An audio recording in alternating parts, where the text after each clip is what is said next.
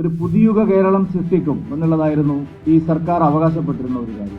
പുതിയുഗ കേരളം പോയിട്ട് മുങ്ങിത്താഴുന്ന ഒരു കേരളമാണ് സൃഷ്ടിക്കാൻ പോകുന്നത് എന്നുള്ളതാണ് ഈ ബജറ്റ് പ്രഖ്യാപനങ്ങളിലൂടെ നമുക്ക് കാണാൻ കഴിയുന്നത്. തുറമുഖത്തെക്കുറിച്ച് കുറച്ച് കാര്യങ്ങൾ അദ്ദേഹം വാചാലമായിട്ട് കുറച്ച് ദിവസമായിട്ട് സംസാരിക്കുന്നു. അതിലൊക്കെ കുറച്ച് സംശയങ്ങളും ഉണ്ട് ആൾക്കാർ. ഇപ്പൊ ഞാൻ അതിലേക്ക് പോകുന്നില്ല. മുഖ്യമന്ത്രി എന്നാണ് പറഞ്ഞത്. പെൺകുട്ടികളുടെ 1000 എവിടെ? ലക്ഷക്കണക്കിന് ആളുകൾക്ക് ചികിത്സാ സഹായം കിട്ടുന്ന വയോവന്ധൻ യോജനയിൽ ഒപ്പിടുകയായിരുന്നു ഈ സർക്കാർ ആദ്യം ചെയ്യേണ്ടത്. കേരളത്തിലെ സാധാരണക്കാരായിട്ടുള്ള ജനങ്ങളുടെ പ്രശ്നങ്ങൾ പരിഹരിക്കാൻ ഈ ബജറ്റിൽ എന്താണുള്ളത്?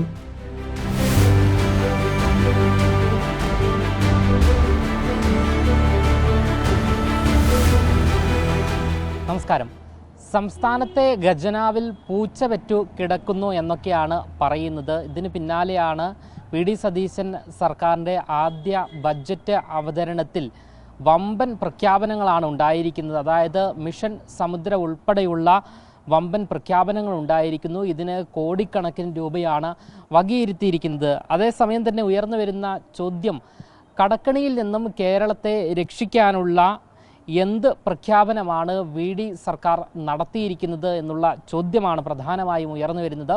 ഈ ഒരു സാഹചര്യത്തിൽ ബി.ജെ.പിയുടെ മുൻ സംസ്ഥാന അധ്യക്ഷനായ കെ സുരേന്ദ്രൻ മാധ്യമങ്ങളോട് പ്രതികരിക്കുകയാണ്. ഇന്ന് മുഖ്യമന്ത്രി ശ്രീ വി.ഡി. സതീശൻ അവർ നിയമസഭയിൽ അവതരിപ്പിച്ച UDF സർക്കാരിൻ്റെ ആദ്യത്തെ ബജറ്റ് ഒരർത്ഥത്തിൽ കേരളത്തിലെ ജനങ്ങളെ ആകെ കളിയാക്കുന്ന ഒരു ബജറ്റായിപ്പോയി. ഒരു പുതിയുഗ കേരളം സൃഷ്ടിക്കും എന്നുള്ളതായിരുന്നു ഈ സർക്കാർ അവകാശപ്പെട്ടിരുന്ന ഒരു കാര്യം. പുതിയുഗ കേരളം പോയിട്ട് മുങ്ങിത്താഴുന്ന ഒരു കേരളമാണ് സൃഷ്ടിക്കാൻ പോകുന്നത് എന്നുള്ളതാണ് ഈ ബജറ്റ് പ്രഖ്യാപനങ്ങളിലൂടെ നമുക്ക് കാണാൻ കഴിയുന്നത്. പ്രതിപക്ഷ നേതാവിന്റെ കസേരയിൽ നിന്ന് മുഖ്യമന്ത്രിയുടെ കസേരയിലേക്ക് ശ്രീ വി.ഡി. സതീശൻ മാറുകയും മുഖ്യമന്ത്രിയുടെ കസേരയിൽ നിന്ന് പിണറായി വിജയൻ പ്രതിപക്ഷ നേതാവിന്റെ കസേരയിലേക്ക് മാറുകയും ചെയ്തു എന്നുള്ളൊരു മാറ്റമല്ലാതെ ഒരു മാറ്റവും കേരളത്തിൽ ഉണ്ടാവാൻ പോകുന്നില്ല എന്നുള്ളതിന്റെ വ്യക്തമായ സൂചനയാണ് ഈ ബജറ്റ്. പഴയ വീഞ്ഞ് പുതിയ കുപ്പിയിലാക്കി കുറെ വാചക കസർത്തുകൾ നടത്തുകയാണ് മുഖ്യമന്ത്രി ഇന്ന് നിയമസഭയിൽ ചെയ്തത്. കേരളത്തിന്റെ സാമ്പത്തിക പ്രതിസന്ധിക്ക് പരിഹാരം കാണാനോ കേരളത്തെ വളർച്ചയിലേക്ക് നയിക്കാനോ സുസ്ഥിര വികസനത്തിനോ ക്രിയാത്മകമായ ഒരു നിർദ്ദേശവും ഈ ബജറ്റിലില്ല. 5 ലക്ഷം കോടിയിലോളം കടം കേരളത്തിനുണ്ടെന്നാണ് ധവളപത്രം തന്നെ പറയുന്നത്. ആ കടക്കണിയിൽ നിന്ന് രക്ഷപ്പെടാൻ എന്തെങ്കിലും ഒരു റോഡ് മാപ്പ് ഈ ബജറ്റിൽ മുഖ്യമന്ത്രി പ്രഖ്യാപിക്കുന്നില്ല. കൊട്ടിഘോഷിച്ച് ഈ സർക്കാർ പറഞ്ഞിരുന്ന ഒരു കാര്യമായിരുന്നു ഇന്ദിരാ ഗ്യാരണ്ടി. ഇന്ദിരാ ഗ്യാരണ്ടിയെ കുറിച്ച് എന്താണ് ഇവരിപ്പോൾ പറഞ്ഞിരിക്കുന്നത്? എവിടെ പെൺകുട്ടികളായിട്ടുള്ള കോളേജ് പെൺകുട്ടികളുടെ 1000 രൂപ? ഇന്ന് ബജറ്റിൽ അതിനെപ്പറ്റി വല്ലതും പറഞ്ഞിട്ടുണ്ടോ? അതിനെന്തെങ്കിലും പണം നീക്കി വെച്ചിട്ടുണ്ടോ? 5 ലക്ഷം രൂപ വരെ 5 ലക്ഷം രൂപയുടെ തൊഴിൽ സംരംഭങ്ങൾക്ക് വേണ്ടി യുവാക്കൾക്ക് തൊഴിലവസരങ്ങൾ വർദ്ധിപ്പിക്കാൻ 5 ലക്ഷം രൂപ വരെ ഈടില്ല വായ്പ കൊടുക്കുമെന്ന് പറഞ്ഞവരാണ്. എന്താണ് അതിൽ പറഞ്ഞിരിക്കുന്ന ബജറ്റ്? ഈ ബജറ്റിൽ എന്താണ് ഈ ഇന്ദിരാ ഗ്യാരണ്ടിയിൽ പറഞ്ഞ പല കാര്യങ്ങളും? ആകെ പറഞ്ഞിരിക്കുന്നത് സ്ത്രീകളുടെ സൗജന്യ ബസ് യാത്രയെക്കുറിച്ച് മാത്രമാണ്. അത് തന്നെ 6000 ബസ്സുകൾ പറഞ്ഞത് ഇപ്പം 3000 ബസ്സുകളായി. അതൊഴിച്ചാൽ ഇന്ദിരാ ഗ്യാരണ്ടിയിൽ പറഞ്ഞ ഒരു കാര്യവും നടപ്പായിട്ടില്ല. പ്രഖ്യാപനങ്ങളില്ല, പണം നീക്കി വെച്ചിട്ടില്ല. 25 ലക്ഷം രൂപയുടെ ഇൻഷുറൻസ് സ്കീം പാവപ്പെട്ടവർക്ക്, ഇത് പറഞ്ഞിരുന്നല്ലോ. എന്താ അതിനെക്കുറിച്ചുള്ള റോഡ് മാപ്പ് പറഞ്ഞിരിക്കുന്നു? 10 കോടി രൂപ മാറ്റി വെച്ചിരിക്കുന്നു. ഒന്നാമത്തെ കാര്യം തന്നെ 25 കോടി രൂപയുടെ 25 ലക്ഷം രൂപയുടെ ആരോഗ്യ ഇൻഷുറൻസ് പറയുന്നത് ഒരു തട്ടിപ്പാണ്. ഇവിടുത്തെ ഇൻഷുറൻസ് കമ്പനികളെ, സ്വകാര്യ ഇൻഷുറൻസ് കമ്പനികളെ സഹായിക്കാൻ വേണ്ടി മാത്രമുള്ള ഒരു പ്രോജക്റ്റാണ്. എല്ലാവർക്കും അറിയാം, ഇൻഷുറൻസിനെ കുറിച്ച് അറിയുന്ന എല്ലാവർക്കും അറിയാം അതിന് എത്ര വലിയ പ്രീമിയം വരും എന്നുള്ളത്. ഇവിടെ ക്ലെയിം വരുന്നത് 25 ലക്ഷം രൂപയൊക്കെ ക്ലെയിം വരുന്നത് എത്ര പേർക്കുണ്ട് കേരളത്തിൽ? ഇവിടെ വയോവന്ധൻ യോജനയുണ്ട്. പ്രധാനമന്ത്രിയുടെ PM ആയുഷ്മാൻ യോജനയുടെ ഭാഗമായിട്ടുള്ള വയോവന്ധൻ യോജന 10 ലക്ഷം രൂപ വരെ 70 വയസ്സ് കഴിഞ്ഞ എല്ലാവർക്കും സൗജന്യമായിട്ട് കിട്ടുന്നതാണ്. വളരെ ചുരുങ്ങിയ പ്രീമിയം ഉള്ളൂ. കേരള ഗവൺമെന്റ്, പിണറായി വിജയന്റെ ഗവൺമെന്റ് ആ കരാറിൽ ഒപ്പിട്ടിട്ടില്ല. ലക്ഷക്കണക്കിന് ആളുകൾക്ക് ചികിത്സാ സഹായം കിട്ടുന്ന വയോബന്ധൻ യോജനയിൽ ഒപ്പിടുകയായിരുന്നു ഈ സർക്കാർ ആദ്യം ചെയ്യേണ്ടത്. അപ്പൊ കാശില്ല, മുടക്കില്ലാതെ, സർക്കാരിന് വലിയ പണം നീക്കി വെക്കാതെ ലക്ഷക്കണക്കിന് ആളുകൾക്ക് അതിന്റെ പ്രയോജനം കിട്ടുമായിരുന്നു. PM ആവാസ് യോജന PM ആയുഷ്മാൻ യോജന 60-70 വയസ്സിൽ താഴെയുള്ളവർക്ക് എല്ലാവർക്കും കിട്ടുന്നത്, അത് കേരളത്തിൽ ഫലപ്രദമായി നടപ്പാക്കുന്നില്ല. ഇതിപ്പോ 25 ലക്ഷം രൂപയ്ക്ക് എത്ര പ്രീമിയം അടയ്ക്കേണ്ടി വരും? എന്തെങ്കിലും ഒരു പ്ലാൻ സർക്കാരിനുണ്ടോ? അത്രയും പ്രീമിയം ആരടയ്ക്കും? അങ്ങനെ അടയ്ക്കുന്നത് കൊണ്ട് എത്ര ഗുണഭോക്താക്കൾക്ക് 25 ലക്ഷം രൂപയുടെ ചികിത്സാ സഹായം കിട്ടും? ഇത് മറ്റു പല സംസ്ഥാനങ്ങളിലും കോൺഗ്രസ് ഗവൺമെന്റുകൾ പരീക്ഷിച്ചതാണ്. അത് സ്വകാര്യ ഇൻഷുറൻസ് കമ്പനികളെ സഹായിക്കാൻ വേണ്ടി മാത്രമുള്ളതാണ്. കേരളത്തിലെ സാധാരണക്കാരായിട്ടുള്ള ജനങ്ങളുടെ പ്രശ്നങ്ങൾ പരിഹരിക്കാൻ ഈ ബജറ്റിൽ എന്താണുള്ളത്? തൊഴിലില്ലായ്മ വിസ്ഫോടനം, ഇന്ത്യയിൽ ഏറ്റവും കൂടുതലുള്ള സ്റ്റേറ്റ് കേരളമാണ്. എങ്ങനെയാണ് ഈ സർക്കാർ അഡ്രസ് ചെയ്യാൻ പോകുന്നത്? മുഖ്യമന്ത്രി എന്നാണ് പറഞ്ഞത്.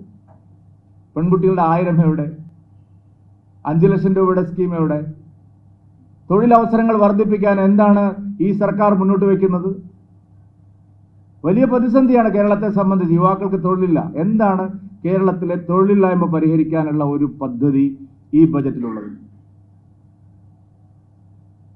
കേരളം നേരിടുന്ന ഏറ്റവും രൂക്ഷമായിട്ടുള്ള പ്രതിസന്ധിയാണ് വിലക്കയറ്റം. പൊതുവിതരണ സമ്പ്രദായത്തിൽ എന്ത് മാറ്റമാണ് മിസ്റ്റർ പിണറായി വിജയൻ ഗവൺമെന്റിൽ നിന്ന് ഈ സർക്കാർ കൊണ്ടുവരാൻ പോകുന്നത്? വിപണിയിൽ ഇടപെടാൻ എന്താണ് സംവിധാനം? എല്ലാ സംസ്ഥാനങ്ങളും സംസ്ഥാനം പിരിക്കുന്ന അധിക നികുതി പെട്രോളിയം ഉൽപ്പന്നങ്ങൾ കുറച്ചു. ഞങ്ങൾക്ക് അഭിമാനത്തോടെ പറയാൻ പറ്റും, NDA ഭരിക്കുന്ന എല്ലാ സംസ്ഥാനങ്ങളും 10 രൂപയും 12 രൂപയും കുറച്ചു. തൊട്ടടുത്ത് നമ്മുടെ മാഹിയിൽ കേന്ദ്രം നേരിട്ട് ഭരിക്കുന്ന പോണ്ടിച്ചേരിയുടെ കേന്ദ്ര ഭരണപ്രദേശം 12 രൂപയുടെ വ്യത്യാസമുണ്ട്. എല്ലാവരും ആവശ്യപ്പെട്ടതാണ് ഏറ്റവും ചെറിയൊരു 10 രൂപയെങ്കിലും പെട്രോളും ഡീസലിനും വില കുറയ്ക്കണം. ഞങ്ങൾ വെറുതെ പറഞ്ഞതല്ല. 24,600 കോടി രൂപയുടെ കുടിശ്ശിക, നികുതി കുടിശ്ശിക വൻകിട കുത്തക കമ്പനികളിൽ നിന്ന് പിരിച്ചെടുക്കാനുണ്ട്. കാലാകാലങ്ങളായിട്ട് LDF-ഉം UDF-ഉം ഒരു നയാ പൈസ പിരിച്ചെടുക്കാൻ ഈ സർക്കാർ ലക്ഷ്യം വെക്കുന്നുണ്ടോ? ഈ ബജറ്റിൽ എന്തെങ്കിലും ഉണ്ടോ? ഞങ്ങൾ വെറുതെ ചോദിക്കുന്നതല്ല. 24,600 കോടി രൂപയുടെ കുടിശ്ശിക നികുതിയായിട്ട് കാലാകാലങ്ങൾ പിരിഞ്ഞു കിട്ടാനുണ്ട്. ആ കുടിശ്ശിക പിരിക്കാൻ ഈ സർക്കാരിന്റെ മുമ്പിൽ എന്തെങ്കിലും പ്ലാൻ ഉണ്ടോ? റവന്യൂ വർദ്ധിപ്പിക്കാൻ, സ്വന്തമായിട്ട് നികുതി അധികം സാധാരണക്കാരെ ബാധിക്കാതെ വർദ്ധിപ്പിക്കാനുള്ള എന്ത് പ്രോജക്റ്റാണുള്ളത്? എന്താ റോഡ് മാപ്പ് ഉള്ളത്? എങ്ങനെയാണ് ഇത് പുതുയുഗ കേരളത്തിലേക്ക് ഈ സർക്കാർ കൊണ്ടുപോകുന്നത്? ഈ ബജറ്റിൽ എന്താണ് അവകാശപ്പെടാനുള്ളത്? ആരോഗ്യമേഖല, പൊതുജനാരോഗ്യം സമ്പൂർണ്ണമായിട്ട് അവതാളത്തിലായിരിക്കുകയാണ് കേരളത്തിൽ. മാരകമായ പകർച്ചവ്യാധികൾ തിരിച്ചു വരികയാണ്. മലേറിയ വന്നു, എബോള റിപ്പോർട്ട് ചെയ്യപ്പെട്ടു എന്ന് പറഞ്ഞു, ഷിഗല്ല ഇന്ത്യയിൽ ഏറ്റവും കൂടുതൽ. ഇതെല്ലാം റിപ്പോർട്ട് ചെയ്യുന്ന സ്റ്റേറ്റാണ് കേരളം. മഴക്കാലം ആകുമ്പോഴേക്ക് അതിഭീകരമായ തോതിൽ പകർച്ചവ്യാധികൾ പടരുകയാണ്. എത്ര വർഷമായി ഒരു വൈറോളജി യൂണിറ്റ് കേരളത്തിൽ വേണമെന്ന് പറയാൻ തുടങ്ങി? എത്ര വർഷമായി? നമ്മളിപ്പോഴും ഒരു നിപ്പ വന്നാലോ വേറെ എന്തെങ്കിലും രോഗം വന്നാൽ പൂനെയിലെ വൈറോളജി ലാബിൽ പോണ്ടേ? എന്ത് കരുതലാണ് പുതിയുഗ കേരളത്തിലേക്ക് നയിക്കുന്ന കേരളത്തിൽ? എന്ത് കരുതലാണ് ആരോഗ്യ മേഖലയിൽ? എത്ര നീക്കിയിരിപ്പ്? വിലക്കയറ്റം തടയാൻ നടപടിയില്ല. വിപണിയിൽ ഇടപെടാൻ പദ്ധതിയില്ല. നികുതി കുടിശ്ശിക, കള്ളപ്പണക്കാരും കരിഞ്ചന്തക്കാരും തട്ടിക്കൊണ്ടുപോയ നികുതി കുടിശ്ശിക പിരിക്കാനുള്ള സംവിധാനമില്ല. റവന്യൂ എക്സ്പെൻഡിച്ചർ, ഞാൻ ചോദിക്കട്ടെ, കേരളം നേടുന്ന ഏറ്റവും വലിയ പ്രതിസന്ധി എന്താണ്? ആകെ വരുമാനത്തിന്റെ 3/4 75%-ലധികവും ശമ്പളവും പെൻഷനും കൊടുക്കുക. റവന്യൂ എക്സ്പെൻഡിച്ചർ കുറയ്ക്കാൻ എന്താ ഈ സർക്കാരിന്? ഒന്നുമില്ലെങ്കിൽ ആ മന്ത്രിമാരുടെ പേഴ്സണൽ സ്റ്റാഫുമാർ വാങ്ങുന്ന പെൻഷന്റെ കാര്യത്തിലെങ്കിലും ഒരു തീരുമാനം ഈ സർക്കാരിന് എടുക്കാമായിരുന്നില്ലേ? നമ്മൾ ഏറ്റവും കൂടുതൽ വിമർശിച്ചല്ലേ പിണറായി വിജയൻ ഗവൺമെന്റിനെ? സകല ആളുകളെയും മന്ത്രിമാരുടെ പേഴ്സണൽ സ്റ്റാഫിൽ വെച്ച് 2 കൊല്ലം പൂർത്തിയാകുമ്പോൾ കാലാകാലങ്ങളിൽ വലിയ ലക്ഷക്കണക്കിന് രൂപ പെൻഷൻ വാങ്ങുന്നു. അതെങ്കിലും ഒന്ന് കുറയ്ക്കാമായിരുന്നില്ലേ? ഭരണ ചെലവ് കുറയ്ക്കാൻ ഈ സർക്കാരിന് എന്താണ് അവകാശപ്പെടാനുള്ളത്? എന്താ പറഞ്ഞിരിക്കുന്നത്? കേരളത്തിൽ ജനങ്ങൾ വളരെയധികം കഷ്ടപ്പെട്ട് ചോദിച്ച ഒരു ഡിമാൻഡാണ്. ഈ മഹാഭാവികളെ, പാർട്ടിക്കാരെ അവിടെ കുത്തി നിറച്ച് സർക്കാരിന്റെ പണം കൊണ്ടുപോവാണ്. ഭരണത്തിന്റെ ചെലവ് കുറയ്ക്കാൻ എന്തെങ്കിലും ഉണ്ടോ? തദ്ദേശ സ്ഥാപനങ്ങളോടുള്ള സമീപനം എന്താണ്? കേരളത്തിൽ വികസന പ്രവർത്തനങ്ങൾ പ്രധാനമായിട്ട് നടക്കുന്നത് തദ്ദേശ ഭരണ സ്ഥാപനങ്ങൾ വഴിയാണ്. LDF ഗവൺമെന്റിൽ നിന്ന് എന്ത് മാറ്റമാണ് ഈ ബജറ്റിൽ ആ കാര്യത്തെക്കുറിച്ച് പറയുന്നത്? എന്ത് പറയുമ്പോഴും ആദ്യം പറയുന്നത് തുറമുഖം. അതിന്റെ കാര്യം എല്ലാവർക്കും അറിയാം. തുറമുഖ ഹബ്ബാക്കെന്ന് പറഞ്ഞു. എന്താണ് ഈ വിഴിഞ്ഞുമായി ബന്ധപ്പെട്ടല്ലാതെ എന്താണ് കേരളത്തിന്റെ തുറമുഖ ഹബ്ബ് എങ്ങനെയാക്കുന്നത്? ബ്ലൂ എക്കോണമിയെ കുറിച്ച് പറയുന്നത് എന്താ കാരണം? മോദി സ്കീമാണ്. ആയിരക്കണക്കിന് കോടി രൂപ വരും. കേന്ദ്രവുമായി ബന്ധപ്പെട്ട വിഷയങ്ങളിലല്ലാതെ വേറെ ഏതെങ്കിലും ഒരു കാര്യത്തിൽ ഈ സർക്കാർ സ്വന്തമായിട്ട് നടത്തുന്നു. ലൈറ്റ് മെട്രോ പറഞ്ഞു 20 കോടി രൂപയാണ് മാറ്റി. എത്ര 25-30 കൊല്ലമായിട്ട് ഈ ലൈറ്റ് മെട്രോ പറയുന്നു. 36,000 കോടി 40,000 കോടി എന്തോ ചെലവ് പറഞ്ഞത്. 20 കോടി രൂപ മാറ്റി വെച്ചിട്ട് എന്താണ് കാര്യം? ഇൻഫ്രാസ്ട്രക്ചർ ഡെവലപ്പ് ചെയ്യാൻ, കാർഷിക മേഖലയിലെ പ്രതിസന്ധികൾക്ക് പരിഹാരം കാണാൻ എന്താ ഉള്ളത് ഈ ബജറ്റിൽ? നമ്മൾ കഴിഞ്ഞ 10 വർഷവും ചർച്ച ചെയ്തതാണ് നെൽകർഷകരുടെയും നാളികേര കർഷകരുടെയും സംസ്ഥാനത്തിന്റെ വിഹിതത്തിന്റെ കാര്യത്തിൽ. കേന്ദ്രം പണം കൊടുക്കുന്നു, സ്റ്റേറ്റ് പണം കൊടുക്കുന്നില്ല. ഈ പ്രാവശ്യം നെൽകർഷകരുടെയും നാളികേര കർഷകരുടെയും നെല്ല് സംഭരണവുമായി ബന്ധപ്പെട്ട് ബജറ്റിൽ എന്താണുള്ളത്? കൃഷിക്കാരെ സഹായിക്കാൻ എന്താണ് പദ്ധതി? കേരളത്തിൽ കഴിഞ്ഞ 1 വർഷമായിട്ട് ഫസൽ ബീമാ യോജന മുടങ്ങിക്കിടക്കുകയാണ്. സ്റ്റേറ്റിന്റെ ഷെയർ അടക്കാത്തതുകൊണ്ട് കേന്ദ്രത്തിന് കാശ് വന്നിരിക്കുക. എന്താ ഈ ബജറ്റിലുള്ളത്? കൃഷിക്കാരെ എങ്ങനെയാണ് ഈ സർക്കാർ നോക്കി കാണുന്നത്? അഭ്യസ്തവിദ്യരായ ചെറുപ്പക്കാരുള്ള സമീപനം എന്താണ്? ഇവിടെ PMEGP പ്രധാനമന്ത്രിയുടെ തൊഴിൽദാന പദ്ധതി 10 കോടി രൂപ വരെയുള്ള സഹായങ്ങൾ കിട്ടുന്നു. 5 ലക്ഷം രൂപ കൊടുക്കാമെന്ന് പറഞ്ഞിട്ട്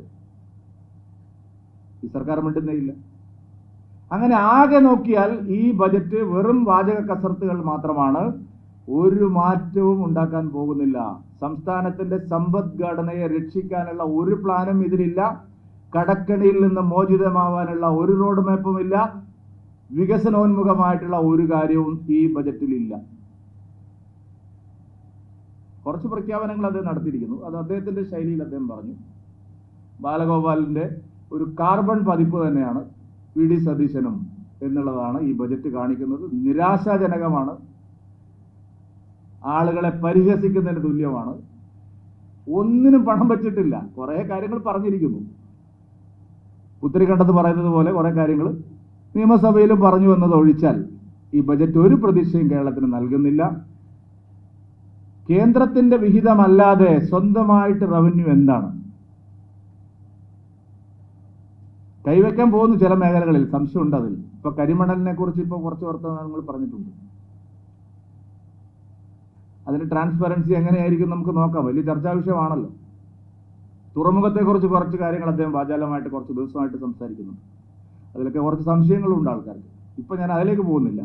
പക്ഷേ ഈ ബജറ്റ് ഒരു തരത്തിലുള്ള പുരോഗമനപരമായിട്ടുള്ള ഒരു ബജറ്റാണ് എന്ന് അവകാശപ്പെടാൻ കഴിയും. ആദ്യം ഉമ്മൻചാണ്ടി 2015 പ്രഖ്യാപിച്ച ഹരിപ്പാട് മെഡിക്കൽ കോളേജിന് ഒരു കല്ലിട് സാറേ, ഒരു കഷ്ണം കല്ലെടുത്ത് വെക്കും.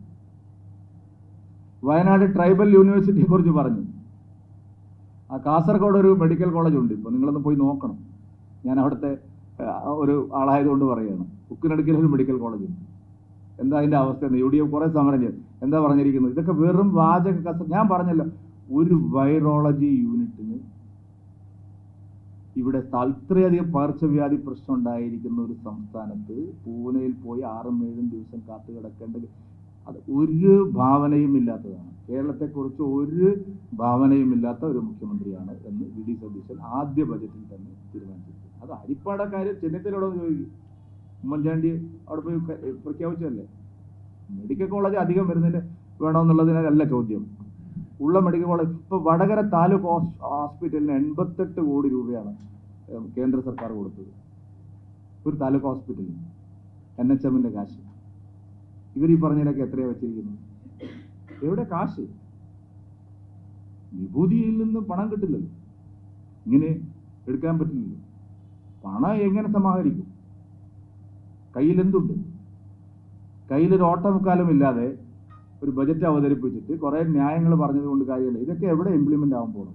എന്തായാലും ഈ മിഷൻ സമുദ്രയുമായി ബന്ധപ്പെട്ട് വലിയ വമ്പൻ പ്രഖ്യാപനം തന്നെയാണ് മുഖ്യമന്ത്രി വി ഡി സതീശൻ നടത്തിയിരിക്കുന്നത്. അതായത് ഈ മിഷൻ സമുദ്രയുമായി ബന്ധപ്പെട്ട് ഈ സ്വകാര്യ മേഖലയുടെ നിക്ഷേപം കൂടുതൽ സ്വീകരിക്കാൻ തയ്യാറാണ് എന്നുള്ള രീതിയിലാണ് പ്രഖ്യാപനങ്ങൾ മുന്നോട്ട് പോയിരിക്കുന്നത്. ഇതിൽ ഒരു സംശയം പ്രകടിപ്പിച്ചുകൊണ്ടാണ് നിലവിലിപ്പോൾ കെ സുരേന്ദ്രൻ മാധ്യമങ്ങളോട് പ്രതികരിച്ചിരിക്കുന്നത്. അതായത് സ്വകാര്യ നിക്ഷേപം സ്വീകരിക്കുന്നതിൽ സംശയം നിലനിൽക്കുന്നു. അങ്ങനെ പറയാനുള്ള ഒരു കാരണം ഈ കരിമണൽ കേസുമായി ബന്ധപ്പെട്ടുള്ള സംഭവങ്ങളെല്ലാം തന്നെ ED അന്വേഷണമെല്ലാം തന്നെ നടന്നുകൊണ്ടിരിക്കുന്ന സാഹചര്യത്തിലാണ് കെ സുരേന്ദ്രൻ്റെ ഇത്തരത്തിലുള്ള ഒരു പ്രസ്താവന നിലവിലിപ്പോൾ വന്നിരിക്കുന്നത്. ക്യാമറമാൻ ആഷിക്കിനൊപ്പം അമൽ രുദ്ര, മറുനാടൻ മലയാളി, തിരുവനന്തപുരം.